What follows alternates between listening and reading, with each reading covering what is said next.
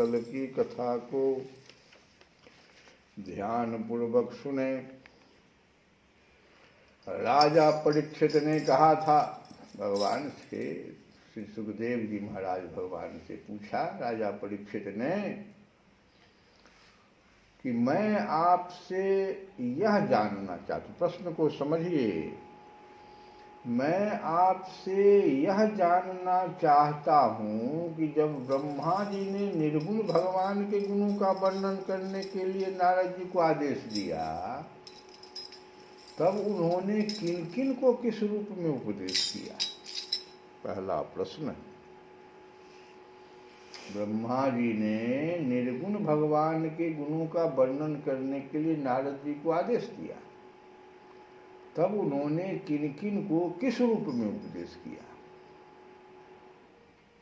यह बात मुझे बताइए।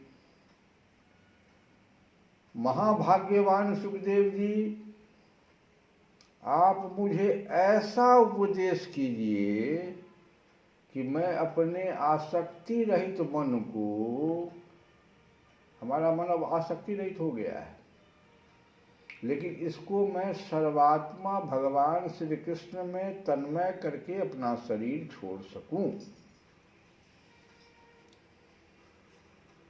और आगे कहते हैं कि जो लोग उनकी लीलाओं का श्रद्धा के साथ नित्य श्रवण और कथन करते हैं, उनके हृदय में थोड़े ही समय में भगवान प्रकट हो जाते हैं। कैसे? तो श्री कृष्ण कान के छिद्रों के द्वारा अपने भक्तों के भाव में हृदय कमल पर जाकर बैठ जाते हैं।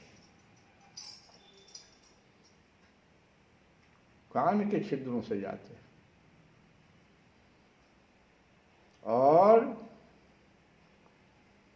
भक्तों के मनोमल, हृदय में जो गंदलापन है उसको नाश कर देते हैं, मिटा देते हैं। और जब हृदय शुद्ध हो जाता है तो वह श्री कृष्ण के चरण कमलों को एक क्षण के लिए भी नहीं छोड़ता। भगवान जीव का पंचभूतों के साथ कोई संबंध नहीं है।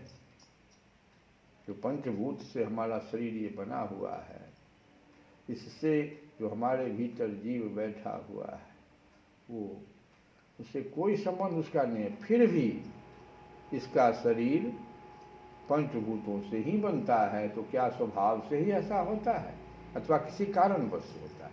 जब उससे कोई इसका संबंध ही नहीं, उसको छोड़ के चल देता है, वो जल जाता है यहीं पर। फिर भी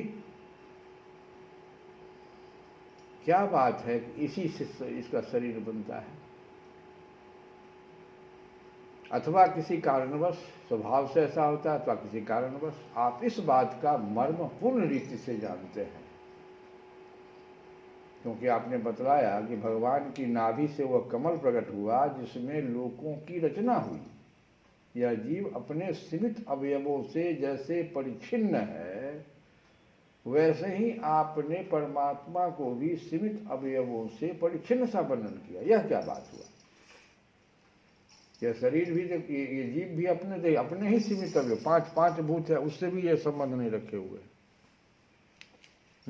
छोड़ के चल देता है। अब परमात्मा भी देखिए, परमात्मा भी परिच्छिन्न है।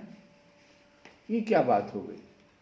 जिनकी कृपा से सर्वभूतमय ब्रह्मा जी प्राणियों की सृष्टि करते हैं, जिनके नाभि कमल से पैदा होने पर भी जिनकी कृपा से ही ये उनके रूप का दर्शन कर सके थे, भगवान के नाभि कमल से पैदा हुए ब्रह्मा जी, अब भगवान को भगवान का पते नहीं चल रहा है, तो फिर भगवान की कृपा हुई तब फिर वे जाने को उनके रूप का दर्शन कर सके।